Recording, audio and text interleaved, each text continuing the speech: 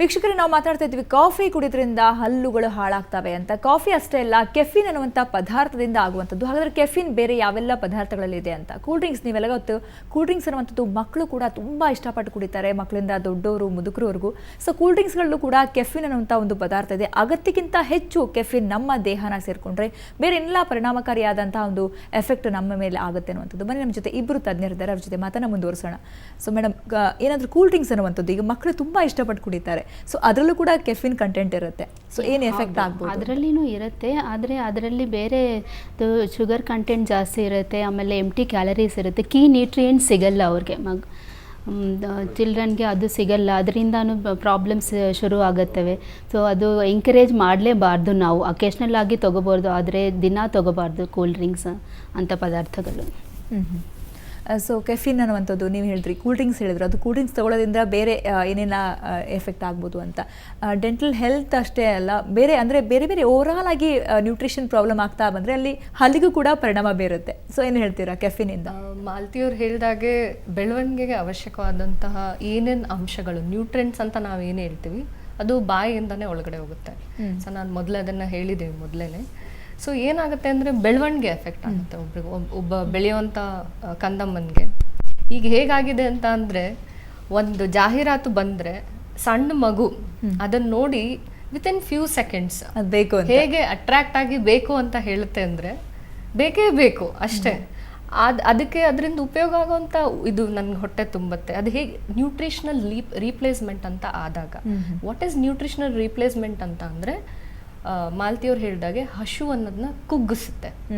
So ನಮಗೆ ಬೇಕಾದ ಅಂಶನೂ ಸಿಗಲ್ಲ, ಬೆಳವಣಿಗೆ. ಹಾಗೆ ಹಲ್ಲಿಗೂ ಅಫೆಕ್ಟ್ ಆದಾಗ ಏನಾಗುತ್ತೆ, ಸೊ ಮೊದಲನೇದಾಗಿ ಸಣ್ಣ ಮಕ್ಕಳು ಅಲ್ಲಿ ಅದು ತಗೊಳ್ಳೋ ಪ್ರಮಾಣ ಜಾಸ್ತಿ ಹೆಚ್ಚಿಗೆ ಆಗಿರೋದ್ರಿಂದ ಬೆಳವಣಿಗೆ ಕುಗ್ತಾ ಹೋಗುತ್ತೆ. ಹಲ್ಲಿನ ಕ್ವಾಲಿಟಿ ಏನಂತೀವಿ ನಾವು, ಹಲ್ಲು ಈಗ ಹೆಲ್ದಿ ಫುಡ್ ನಮ್ಮ ಮುತ್ತಜ್ಜ ತಾತದ ಅವ್ರ ಕಾಲದಿಂದ ಎಲ್ಲ ನಾವು ಊಟ ತಗೋತಾ ಇದ್ದಿದ್ದು ಹೇಗಿತ್ತಂದರೆ, ಅವ್ರು ನೋಡಿದ್ರೆ ಈಗ ನೋಡ್ಬೋದು ನೀವೆಲ್ಲ, ನಮ್ಮ ಅಜ್ಜಿ ತಾತಗಳೆಲ್ಲರೂ 80-90 ವರ್ಷ ಆದರೂ ಅವ್ರ ಹಲ್ಗಳು ಎಷ್ಟು ಚೆನ್ನಾಗಿರುತ್ತೆ.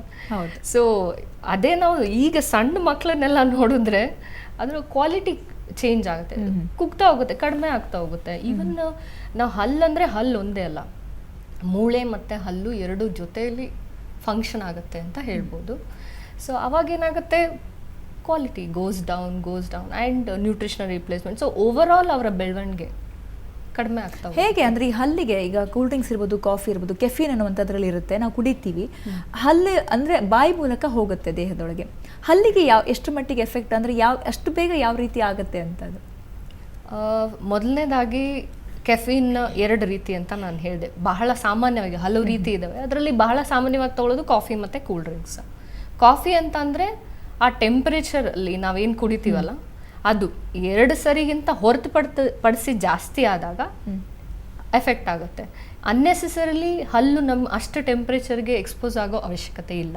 ಹಲ್ಲಾಗಲಿ ಅಥವಾ ನಿಮ್ಮ ಸಾಫ್ಟ್ ಟಿಶ್ಯೂಸ್ ಆಗಲಿ ಏನಾದರೂ, ಅದು ಕಾಫಿಯ ದುಷ್ಪರಿಣಾಮ. ಅದು ಒಳಗಡೆ ಹೋದ್ಮೇಲೆ ಇವ್ರ ಜನರಲ್ ಹೆಲ್ತ್ ಅಫ್ಕೋರ್ಸ್ ಎಫೆಕ್ಟ್ ಆಗುತ್ತೆ. ಕೂಲ್ ಡ್ರಿಂಕ್ಸ್ ತಗೊಂಡಾಗ ಹಲ್ಲು ಸವಿತಾ ಹೋಗುತ್ತೆ. ನೀವೆಲ್ಲ ಕೇಳಿರ್ಬೋದು, ಬಹಳ ಸೋಷಿಯಲ್ ನೆಟ್ವರ್ಕ್ಸಲ್ಲೆಲ್ಲ ವಿಡಿಯೋ ಎಲ್ಲ ಶೇರ್ ಆಗಿರುತ್ತೆ. ಒಂದು ಹಲ್ಲನ್ನ ಕೂಲ್ ಡ್ರಿಂಕಲ್ಲಿ ಹಾಕ್ಬಿಟ್ಟಿಟ್ಟಿದ್ದೆ, 2 ದಿವಸಕ್ಕೆ ಗೊತ್ತಾ ಫುಲ್ ಕರ್ಗೋಗಿತ್ತು ಅಂತ ಹೇಳ್ತಾರೆ. ನೀವು ಅರ್ಥ ಮಾಡ್ಕೊಳ್ಳಿ ಅದ್ರದ್ದು ಎಫೆಕ್ಟ್ ಹೇಗಿದೆ ಅಂತ ಅಂದ್ಬಿಟ್ಟು. ಸೊ ನಾವು ಅಷ್ಟೇ ಎಕ್ಸ್ಟೆಂಟಿಗೆ ಇಟ್ಕೊಳ್ಳೋದಿಲ್ಲ ಬಾಯಲ್ಲಿ, ಆದರೂ ಸಹ ದಿನೇ ಕಡಿಮೆ ಪ್ರಮಾಣದಲ್ಲಿ ಹಲ್ಲು ಕರಗ್ತಾ ಹೋಗುತ್ತೆ. ಸೊ ಆ ಹಲ್ಲಿದ್ರೆ ಅಲ್ವಾ ನಗು ಬರೋದು.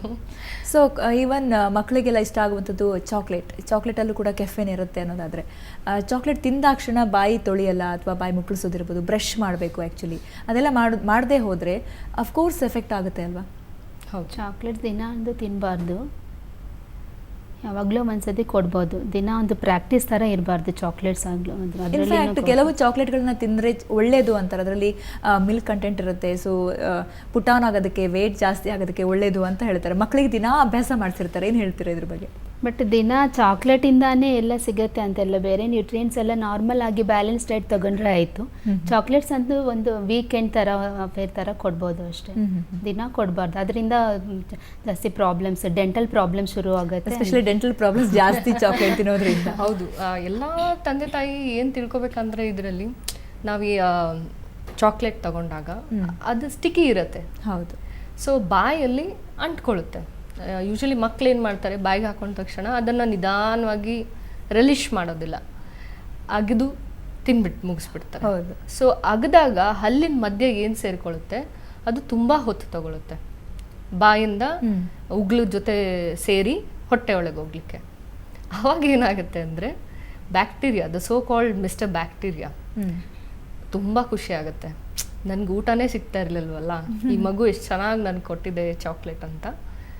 ಆರೋಗ್ಯವಾಗಿ ಬ್ಯಾಕ್ಟೀರಿಯಾ ಬೆಳೀತಾ ಇರುತ್ತೆ ಅಲ್ಲಿ, ಅರ್ಥ ಮಾಡ್ಕೊಳ್ಳಿ, ಮಕ್ಕಳು ಬೆಳೆಯೋದಿಲ್ಲ ಅಲ್ಲಿ. ಸೊ ಏನಾಗುತ್ತೆ ಅಂದರೆ ಆವಾಗ ಆಮ್ಲಜನಕ ಪ್ರೊಡ್ಯೂಸ್ ಆಗಿ ಹುಳುಕಾಗುತ್ತೆ ಹಲ್ಲು. ನೀವೆಲ್ಲ ನೋಡಿರ್ಬೋದಲ್ವಾ, ಚೆನ್ನಾಗಿರ್ತಾರೆ ನೋಡೋಕ್ಕೆ, ನಕ್ಕಿದ್ರೆ ಎಲ್ಲ ಹಲ್ಲೆಲ್ಲ ಮುಂದೆ ಹುಳುಕಾಗಿರುತ್ತೆ. ಚಿಕ್ಕ ಚಿಕ್ಕ ಮಕ್ಕಳೆಲ್ಲ ಈ ಸಮಸ್ಯೆ ಇದೆ ತುಂಬಾನೇ. ಸೊ ಎಸ್ಪೆಷಲಿ ಆ ಬೆಳವಣಿಗೆ ಆಗೋ ಟೈಮ್ 3 ರಿಂದ 5 ವರ್ಷದಲ್ಲಿ ಅವರು ತಿನ್ನೋ ಪ್ರಮಾಣ ಜಾಸ್ತಿ ಇರುತ್ತೆ, ಆವಾಗ ಹಲ್ಲು ಜಾಸ್ತಿ ಉಳುಕಾಗೋ ಸಾಧ್ಯತೆ ಇರುತ್ತೆ. ಓಕೆ, ಮತ್ತಷ್ಟು ಮಾತಾಡೋಣ ಈ ಬಗ್ಗೆ, ಚರ್ಚೆನ ಮುಂದುವರಿಸೋಣ. ಸೊ ವೀಕ್ಷಕರೇ, ಮತ್ತೊಂದು ಬ್ರೇಕ್ನ ನಂತರ ಈ ಒಂದು ಚರ್ಚೆನ ಮುಂದುವರಿಸ್ತೀವಿ.